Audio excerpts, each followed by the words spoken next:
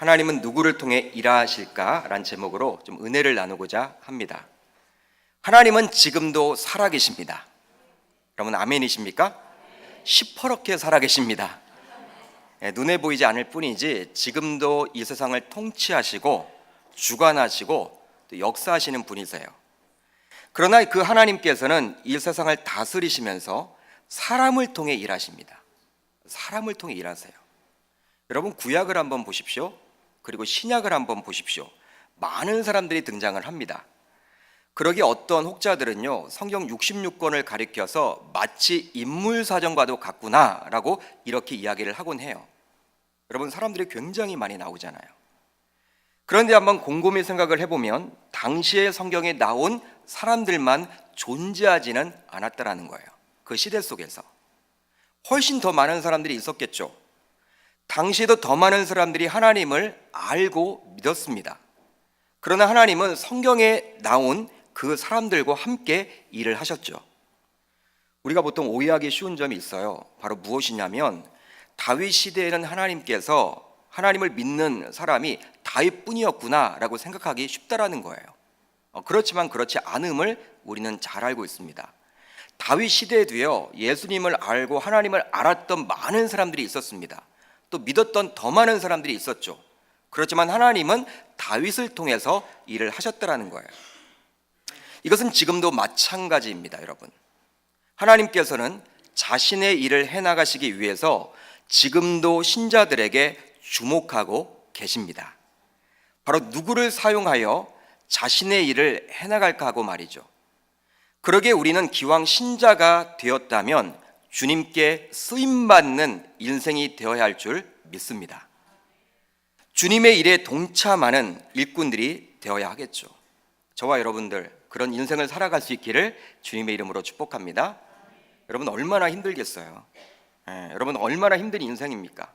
한 번 왔다 한 번 가는 것이 바로 우리의 삶이었는데 기왕 하나님을 알고 믿고 또 쓰임받기를 원한다면 오늘 이 밤이 그렇게 기도하는 가운데 주님께 쓰임받고 돌아갈 수 있기를 주님의 이름으로 축복합니다. 여러분 우리 인생이 굉장히 긴 것 같은데요, 그렇지 않음을 우리는 잘 알고 있죠. 순간순간 느낍니다. 어제 한 권사님에게서 제가 전화 한 통을 받았어요. 제가 처음 부산에 내려갔을 때 처음 맡았던 교구, 바로 그 교구 목자님의 전화였습니다.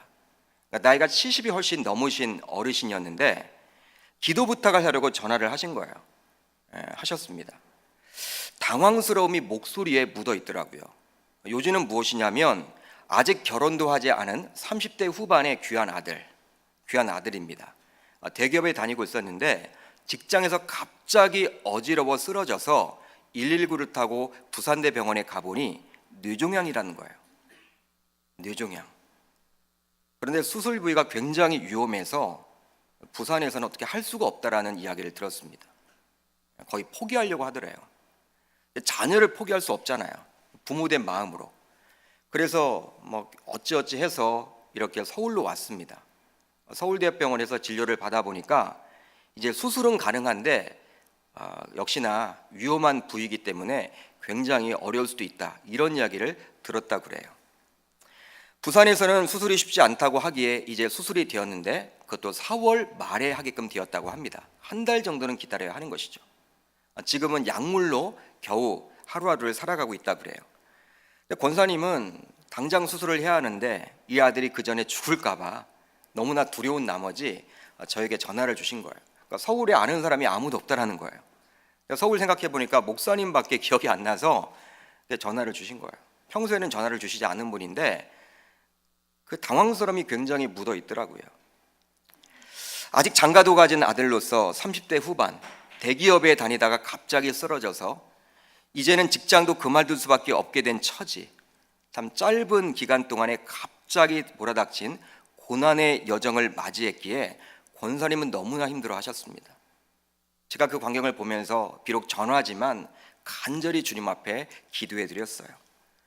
하나님께서 살려주셔서 그 아들을 좀 사용해 달라고 제가 기도를 드렸습니다. 어떻게 할 수가 없더라고요. 하나님에게 달려 있는 것이죠. 그렇습니다. 여러분, 현재는 우리가 건강하더라도, 현재는 우리가 먹고 살 여유가 있더라도 현재는 자녀들에게 아무 문제가 없더라도 그러한 삶이 오랫동안 계속해서 지속된다는 보장은 없는 거예요. 여러분 동의하시죠? 네, 여러분 우리가 다 그렇게 삶을 살아가고 있잖아요. 여러분 어제 고성에 그렇게 불이 난다라는 것, 여러분 불과 몇 시간 전에는 여러분 알 수 있었습니까? 우리가 예측도 하지 못하죠. 갑자기 그렇게 큰 화재로 속초 시내가 여러분 거의 다 타버렸대요. 미식령에서 이렇게 내려오다 보면 이렇게 콘도들이 많이 있잖아요. 뭐 대명 콘도, 뭐 한화 콘도, 거기 주변에 여러분 뭐 순두부 집들도 많고 거기에 다 탔다는 거예요. 가본 분들은 여러분 다 알 거예요. 거기 많이 가잖아요. 여러분 설악산 자락들이 다 탄 거예요. 그걸 여러분 어느 누가 미리 예측을 했겠습니까? 그러기에 우리는 항상 영적으로 끼어 있어야 하는 거예요. 우리의 삶이 그러기 때문에. 그리고 기왕이면 구원받은 자로서 하나님께 쓰임받는 자가 되도록 노력을 해야 하는 것이죠. 그렇다면 어떠한 신자가 주님의 일하심에 쓰임받을 수가 있을까요? 여러분들은 어떠한 자가 쓰임받는다라고 생각을 하십니까? 오늘 본문에 나타난 두 제자를 통해서 한번 살펴보도록 하겠습니다. 오늘 본문을 보게 되면요, 그 유명한 오병이어의 이적이 기록되어 있습니다. 이 이적도 요한복음의 특징이라고 할 수 있는 7가지 표적 가운데 하나예요. 그런데 지난 주일에 살펴봤던 요한복음 5장, 그 5장에 나타난 38년 된 병자를 고치신 그 사건은 요한복음에만 기록이 되어 있죠. 그러나 오늘 우리가 살펴볼 이 이적, 오병이어의 표적 이적은 마태, 마가, 누가복음인 공관복음에도 동일하게 기록이 되어 있다는 거예요. 즉 사복음서 모두에 기록이 되어 있는 것이죠. 그만큼 중요한 사건이기에 사복음서의 저자는 모두 기록을 하고 있습니다. 마태도 기록을 하고 있고요, 마가도 기록을 하고 있고, 누가도 기록을 하고 있고, 오늘 우리가 살펴볼 요한도 기록을 하고 있다는 것입니다. 여러분 예수님의 출생조차도요 사복음서 모두에 기록이 되어 있지 않아요. 여러분 예수님의 죽음과 그 부활만이 오로지 사복음서 모두에 기록이 되어 있습니다. 여러분 십자가의 죽음과 부활이 없다면 우리 기독교는 더 이상 기독교가 아니죠. 세상의 종교와 별 차이가 없습니다. 이제 잠시 후면 우리가 고난주간을 맞이하고 이제 부활주의를 맞이할 텐데 그게 굉장히 여러분 우리의 신앙에서 중요해요. 우리들은 그냥 특세 한번 하고 마치는 경우들이 많은데 그렇지 않다라는 거예요. 여러분 고난주간이 없고 예수님의 십자가의 죽음이 없고 부활이 없다면 우리 기독교는 세상의 종교와 다를 바가 없어요. 여러분 이 자리에 나올 필요가 없는 것입니다. 여러분 굳이 이 자리에 왜 나오겠어요?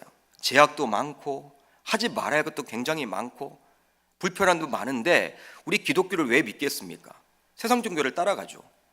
그렇지만 예수님의 십자가의 죽음과 부활이 진리이고 사실이기 때문에 엄연한 여러분 진짜 일어났던 사건이기 때문에 굉장히 중요한 것이죠. 그렇기 때문에 마태, 마가, 누가, 요한 모두 다 기록을 하고 있는 거예요. 그런데 그 사건과 마찬가지로 오늘 우리가 읽었던 이 오병이어의 이적도 모두 기록이 되어 있다는 사실입니다. 여러분 그만큼 이 사건이 굉장히 중요해요. 중요하기 때문에 우리 기독 신자들은 주님이 주시고자 하는 그 마음을 알아야 하는 것입니다. 그런데 사복음서 모두 기록된 사건이지만 요한복음에만 자세히 기록된 내용이 바로 오늘 우리가 읽었던 부분인데요, 이 내용을 한번 살펴보도록 하겠습니다. 예수님께서는 큰 무리가 자기에게로 오는 광경을 보게 됩니다. 그 무리의 수는 십자가 하반절을 보게 되면 얼마라고 나와 있습니까? 여러분들이 가지고 있는 성경을 보십시오. 십자가 하반절을 보면 얼마라고 기록을 하고 있어요? 5,000명쯤 되었다라고 나와 있습니다. 그런데 다른 병행구절인 사복음서를 보게 되면 남자 장정만 5,000명이라고 분명히 기록되어 있어요. 여러분 그러기에 여자들과 어린 아이들까지 포함하면 무려 적게 잡아도 약 2만 명의 큰 무리임을 알 수 있는 것이죠.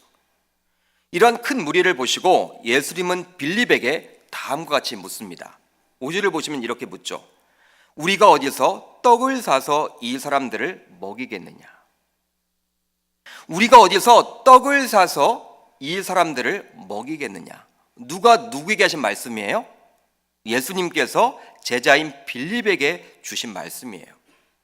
이러한 주님의 물음은 바로 다음과 같은 의도가 담겨져 있죠. 바로 6절입니다. 6절을 보시면 이렇게 나와 있어요. 이렇게 말씀하심은 친히 어떻게 하실지를 아시고 빌립을 시험하고자 하심이라. 자신은 이미 답을 가지고 있었지만 빌립이 어떻게 반응할지 예수님은 시험하고 있는 거예요. 시험을 주신 것입니다. 여기에 나와 있는 시험이란 단어는요, 영어 성경을 보게 되면 테스트입니다. 테스트. 여러분, 시험이란 단어는요, 우리가 잘 보셔야 돼요. 테스트라는 단어가 있고 템테이션, 유혹이란 단어가 있어요. 우리말로는 같은 시험이지만 오늘 본문에 나와 있는 시험은 테스트입니다. 여러분, 테스트인지 템테이션인지 거기에 따라서 완전히 여러분 내용이 달라져요. 템테이션, 즉 유혹은 그 시험을 통해서 넘어뜨리려고 하는 의도가 내포되어 있어요. 여자가 남자를 유혹한다. 여러분, 그것은 무엇이냐면 꽃뱀이 하는 짓이죠. 꽃뱀이 여러분 하는 거예요. 그 시험을 통해서 남자를 넘어뜨리려고 하는 거예요. 즉 마태복음 4장을 보게 되면 나와요. 본격적인 공생애를 앞두고 40일 동안 주야로 금식한 예수님을 마귀가 와서 시험을 합니다. 그때 나와 있는 시험은 영어 성경을 보게 되면 템테이션, 유혹입니다. 즉 여러분, 마귀가 예수님을 걸려 넘어뜨리려 하는 것이죠. 마귀는 그 유혹을 통해서 예수님이 인성을 가진 완전한 인간이 아니라 그냥 계속해서 하나님의 아들로서 신으로만 머물도록 유혹한 거예요. 배고픈 예수님이기에 40일 동안 금식을 했기 때문에 굉장히 배가 줄이겠죠. 마귀의 유혹에 넘어가서 돌들도 쉽게 떡을 만들어 먹게 되면 공생애를 하시기도 전에, 본격적인 공생애 사역을 하기도 전에 인간의 연약함을 못 견뎌야 하는 모습을 보여주고 있는 거예요. 보여주는 것이죠. 즉 인간의 인성을 피하고 싶어하는 예수가 되는 것입니다. 그렇게 되면 인간이 느낄 고통의 극치인 십자가에 달릴 수가 없게 되는 것이죠. 그걸 피하려고만 하겠죠. 여러분, 그러한 의도를 가지고 돌들을 가지고 떡을 만들어 먹어라, 그렇게 이야기를 하고 있는 거예요. 만들어 먹는 순간 어떻게 됩니까? 여러분, 인간이 연약함을 그냥 피하고 싶은, 배고픔을 피하고 싶은, 여러분 쉽게 만들어 먹을 수 있잖아요. 신이시니까. 신으로만 살고 싶은 그런 모습이 되는 거예요. 여러분, 예수님이 이 땅에 오실 때 인성과 신성 모두 가지고 오셨습니다. 여러분, 아멘입니까? 그건 진리예요. 그런데 신적인 모습으로만 머물기를 원했던 게 바로 사단 마귀의 그러한 유혹이었죠. 그렇게 되면 십자가에 달리시기 싫어할 것이고, 달리신다 할지라도 인간이 여러분 겪었던 그 고통을 그대로 느끼지 않아서 우리를 구원할 수 없기 때문에 구원사역까지 방해하려고 했던 거예요. 그러나 예수님은 말씀으로 극복해내셨죠. 반면에 창세기 22장을 보게 되면 백세에 낳은 아들 이삭을 번제물로 바치라고 하나님께서는 아브라함을 시험하십니다. 이 시험은 아브라함의 믿음을 훈련시키고자 하는 의미가 담겨져 있어요. 이러한 시험을 아브라함은 넉넉하게 이겨내요. 즉 이 시험은 어떤 시험이었습니까? 테스트였습니다. 영어 성경을 보게 되면 테스트라고 기록이 되어 있어요. 즉 하나님의 시험은 테스트인 반면에 사탄 마귀의 시험은 템테이션이에요. 유혹이에요. 여러분, 우리 자녀들, 여기에 중고등학교 학생들이 많이 있는데 우리의 자녀들, 학생들 학교에서 중간고사, 기말고사를 볼 때 어떤 마음을 갖습니까? 기분이 굉장히 좋아요? 공부 잘하는 친구들은 굉장히 그 시험이 기대가 될 텐데 대부분의 친구들은 그냥 시험을 피하고 싶죠. 보통 여러분 이러한 시험을 가리켜서 템테이션이라고 하지 않아요. 테스트라고 합니다. 바로 아이들은 굉장히 부담이 되어 싫어하겠지만 그 시험을 통해서 본인의 현재 위치와 상황에 대해서 정확하게 알게 되기 때문에 굉장히 필요한 시험인 것이죠. 근데 그 테스트 때문에 템테이션 당하는 경우들이 얼마나 많은지 몰라요. 여러분, 즉 좋은 의도가 있는 것입니다. 학교에서 보는 시험은요 굉장히 좋은 의도가 있는 거예요.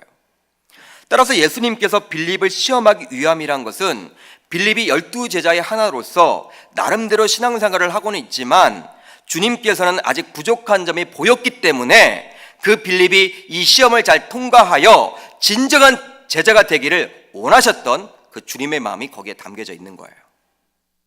12제자 맞습니다. 그렇지만 아직 부족한 점이 우리 주님의 눈으로 봤을 때 보였기 때문에 시험에서 그 훈련을 잘 통과하도록 하기 위함이었죠. 그런데 누구보다도 계산이 빠른 빌립은 다음과 같이 주님의 질문에 답을 합니다. 7절을 보시면 이렇게 나와 있어요. 우리 자막을 한번 같이 읽어봅니다. 시작.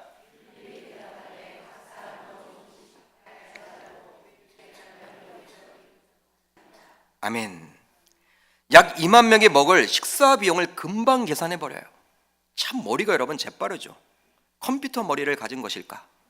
주님의 질문에 망설임이 전혀 없어요. 주님, 이 2만 명 정도를 먹이려면요 200데나리온 정도로도 부족합니다. 약 2만 명이 먹을 떡을 구입하기 위해서는 약 200데나리온으로 부족하다는 거예요. 여러분, 한 데나리온은요 당시 노동자의 하루 일삭이었어요. 지금의 여러분 생각으로 하루에 한 10만 원 정도를 번다라고 하면요 200데나리온은 얼마일까요? 퀴즈입니다. 2천만 원. 굉장히 여러분 큰 금액이죠. 한마디로 정말 많은 돈이 든다라는 거예요. 이런 빌립의 대답은 결국 된다라는 것입니까? 안 된다라는 것입니까? 여러분 어떤 뉘앙스예요? 안 됩니다. 안 된다라는 거예요. 그러니까 불가능하다라는 거예요. 먹일 수 있다 없다? 없다라는 거예요. 부정적으로 지금 보고 있습니다. 즉 빌립은 제자였지만 주님의 질문에 지극히 계산적으로 대답을 해요. 그런데 교회 안에도 이런 빌립과 같은 머리 회전이 빨리 돌아가는 분들이 얼마나 많은지 몰라요. 이분들의 이야기를 듣고 있노라면 지극히 합리적입니다. 이성적입니다. 대단히 논리적이에요. 그런데 결국은 안 된다는 방향으로만 이야기를 해요.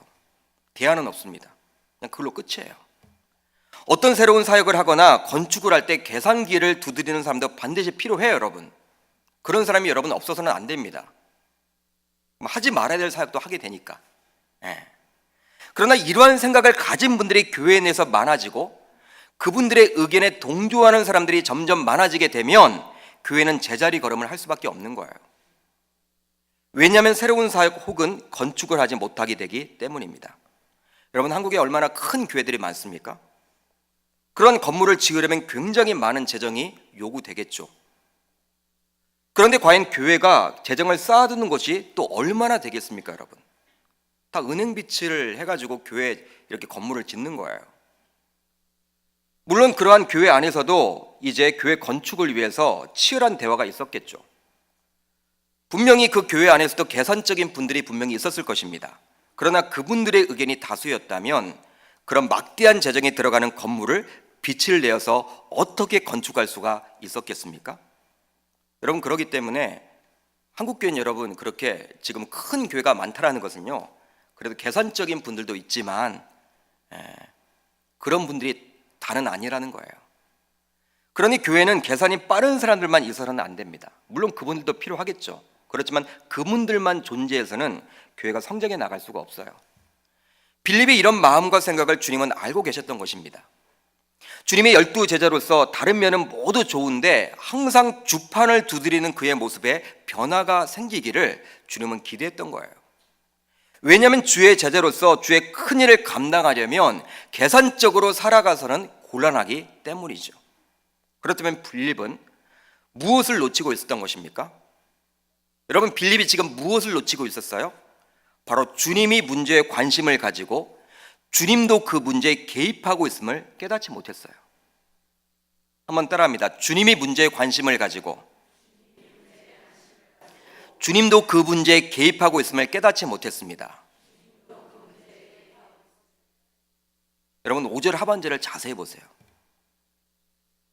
우리가 어디서 떡을 사서 이 사람들을 먹이겠느냐? 누가 누구에게 묻고 있습니까? 예수님께서 빌립에게 묻고 있는 질문이에요. 우리 주님의 말씀인데 우리가에 주목을 해보십시오. 우리가. 여러분, 우리에 주님이 포함되어 있을까요? 포함되어 있지 않을까요? 역시 어느 중학교예요? 네, 북중이래요. 그리고 박명 북중이 제 아들도 다닙니다. 네, 좋은 중학교입니다. 포함되어 있죠, 여러분들. 우리에.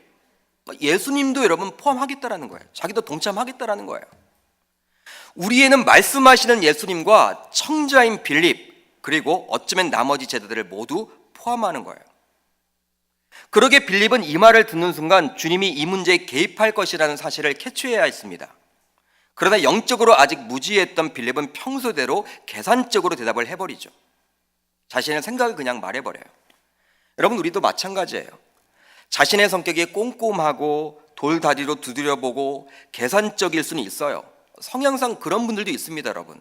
그걸 여러분 나쁘다라고 틀리다라고 여러분 생각할 수는 없는 거예요. 그러나 교회 내에서 어떤 일을 추진할 때는 정말 기도하셔서 주님의 뜻이 분명하다면 다소 이해가 되지 않더라도 내 생각과는 다르더라도 할 수 있어야 하는 거예요.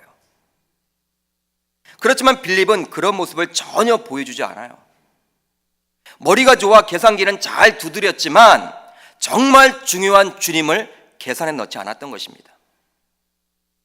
이 금요 성령 집회에 나온 저와 여러분들 모두 혹시 나 자신도 어떤 문제 앞에 주님을 계산에 넣지 않고 인간적으로만 계산하고 있지 않은지 생각해 볼 수 있기를 바라요.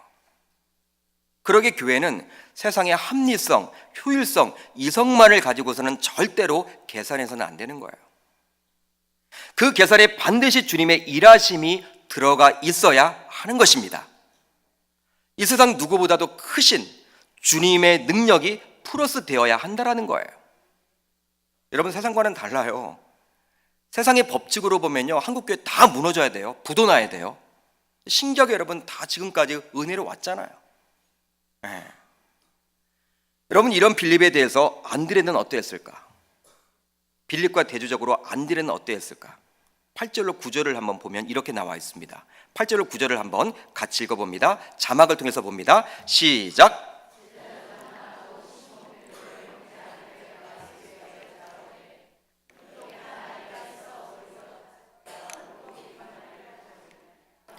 그러나 그것이 이 많은 사람에게 얼마나 되겠사옵나이까. 아멘. 안드레는 소년의 보리떡 5개와 물고기 2마리를 들고 주님 앞에 나왔어요. 하나님의 자녀들은 주님 앞에 대책 없이 나오는 겁니다, 여러분. 답을 가지고 나오는 사람 있습니까, 없습니까? 없어요. 있으면 자신이 하려고 하지. 없어요. 그러나 주님 앞에 문제를 가지고 나오면 주님은 반드시 해결해 주세요. 여러분, 안드레는 그 마음을 가지고 나왔던 거예요. 마치 요한복음 2장에 나오는 마리아처럼 말이죠. 마리아는 이제 그 혼인잔치에서 포도주가 떨어졌습니다. 포도주가 떨어졌을 때 어떻게 했을까요? 그 문제를 주님에게 가지고 나왔죠. 그러나 결국 주님은 그 문제를 해결해 주셨어요. 따라서 우리 신자들이 안드레를 통해서 배울 수 있는 모습은 무엇일까요? 여러분, 무엇을 배울 수 있습니까? 바로 문제를 주님께 바로 가지고 나아가야 한다는 거예요. 한번 따라합니다. 문제를 주님께 가지고 나아가야 합니다. 그러니까 바로 가지고 나가야 된다는 거예요. 요즘 한국교회 부흥을 원하는 많은 사람들이 있습니다. 예전 7, 80년대 부흥을 그리워하기도 해요. 굉장하죠, 여러분. 제가 한 번 신방을 했는데 이 집사님께서 그 현장에 있었다라는 거예요. 빌리 그레엄 목사님 현장에 있었다라는 거예요, 여러분. 그걸 기대하더라고요. 목사님 그때는 참 대단했어요. 한국교회가 빌리 그레엄 목사님, 그때는 김장한 목사님이 그렇게 유명한 분도 아니었고 그냥 통역을 하셨는데 그냥 그 자리 100만 명 정도가 왔던 그 자리에 굉장했어요. 막 그때를 그리워하시더라고요. 그래서 여러분, 부흥을 그리워해서 여러 행사를 해보기도 하고 이벤트를 하기도 하고 사역 등을 각 교회에서 도입해서 하기도 합니다. 그러나 한번 곰곰이 생각을 해보세요. 한국교회가 언제부터 부흥이 멈추게 되었습니까? 바로 90년대 초라고 이야기를 합니다. 제가 90년대 초에 이렇게 총신대학교 입학을 했는데 여러분, 그때 신학교 교수님이 너희들은 왜 왔니? 이렇게 이야기를 하시더라고요. 한국교회 여러분 성장이 멈췄다라는 것이죠. 바로 88 올림픽 이후 한국 경제가 급속하게 성장한 이후로 한국교회는 더 이상 부흥이 아니라 제자리 걸음을 하게 되었습니다. 지금은 침체기고 오히려 뒷걸음을 하고 있죠. 그런데 그때 즉 90년대 초반부터 기도원에도 사람들이 모여들지 않게 되었다고 그래요. 90년대 초반까지만 하더라도 굉장히 기도원마다 사람들이 꽉꽉 찼거든요. 기도하는 사람들이 굉장히 많았거든요. 휴가가 어디 있습니까, 여러분? 휴가철을 맞이해도 여러분 기도원 가는 분들이 굉장했어요. 그런데 어느 순간 한국 교회는 더 이상 기도하지 않게 되었습니다. 7, 80년대만 하더라도 금요 성령 집회가 없는 교회가 이상했는데 요즘은 금요 성령 집회 하는 교회가 이상해요. 우리 주변에 광명에도 안 하는 교회가 굉장히 많아요. 기도는 나름대로 한다고는 하지만 그 나름대로가 상대적인 것이 되었어요. 그냥 자신의 기준이에요. 자신이 봤을 때 한 30분 하면 굉장히 많이 한다, 그렇게 생각하는 분들이 우리 주변에 얼마나 많은지 몰라요. 그러나 오늘 본문을 통해서 분명히 깨닫게 되는 것은 안드레처럼 주께 문제를 그냥 가지고 나오는 것을 우리 주님이 원하신다라는 것입니다. 이것은 주님의 인도하심을 기대하는 것이기 때문이죠. 빌립은 자신이 문제를 다 풀었다라고 생각하면서 주님께 대답을 했지만 그것은 결국 부정적인 안 된다라는 대답이었어요. 할 수 없다, 먹일 수 없다였습니다. 사랑하는 계명교회 성도 여러분, 사람이 계산적으로 살게 되면 항상 부족함 그 자체뿐이에요. 빠듯하게 살아갈 수밖에 없습니다. 7절을 보면요, 빌립은 다음과 같이 이야기를 해요. 조금씩 받게 할지라도, 조금씩, 아주 조금씩 받게 할지라도 200데나리온의 떡이 부족합니다. 주님, 아주 조금씩, 정말 조금씩, 그냥 허기만 여러분 겨우 면할 정도로 드려도 2만 명을 먹이려고 해도 200데나리온의 떡이 부족하대요. 빌립의 마음속에는 2만 명의 무리에게 어떻게 해서든지 주어야 했기에 조금씩 받게 할지라도, 그렇게 말하고 있어요. 조금씩 받게 할지라도. 물론 그것도 나중에는 줄 수 없다라고 부정적으로 흘러버리죠. 그러나 안드레가 가져다 준 소년의 오병이어를 가지고 주님은 다음과 같이 행동을 하십니다. 11절이에요. 굉장합니다, 여러분. 예수께서 떡을 가져 축사하신 후에 앉아있는 자들에게 나눠주시고 물고기도 그렇게 그들의 원대로 주시리라. 아멘. 그들의 원대로 주신대. 풀코스로 먹을 만큼 배불리. 여러분 생각을 해보세요. 안들에게 전해준 오병이를 받아든 주님은 그것을 마중물로 삼아서 그들의 원대로 주었다라는 거예요. 여러분, 조금씩 주는 것과 원대로 주는 것과는 큰 차이입니다. 문제의 해결책이라고 내놓은 빌립의 제안은 항상 부족함 그 자체였어요. 자신의 머릿속을 여러분 뛰어넘지 못해요. 이성을 뛰어넘지 못해요. 그러나 안드레를 통해서 주님이 내놓은 것은 놀랍게도 차고 넘쳤습니다. 12절을 보시면 이렇게 나와 있죠. 남은 조각을 거두고 남기까지 했어요. 남았다라는 거예요.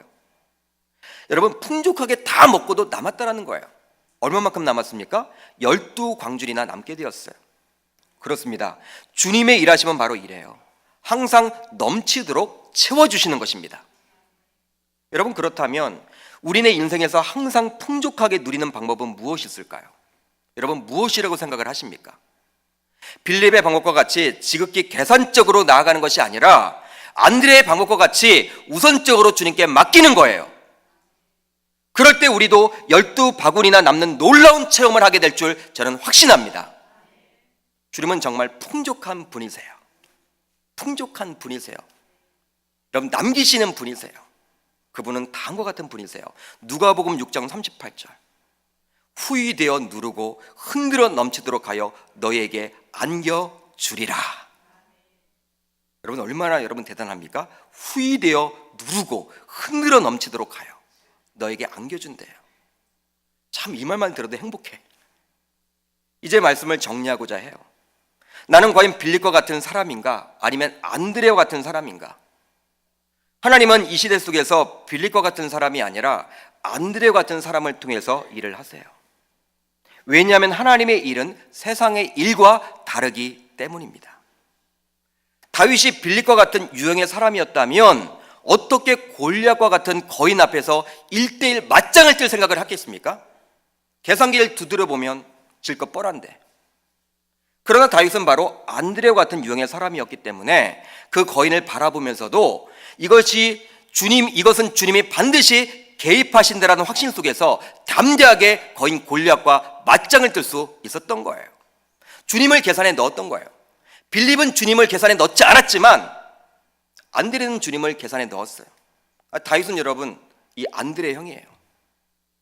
정말 이 시대 속에서 구원받은 자로서 주님께 쓰임받기를 원하는 사람이라면 우리 모두 빌릴 것 같은 계산적인 사람이 아니라 안드레처럼 주님께 문제를 가지고 기도하는 사람이 되었으면 좋겠습니다.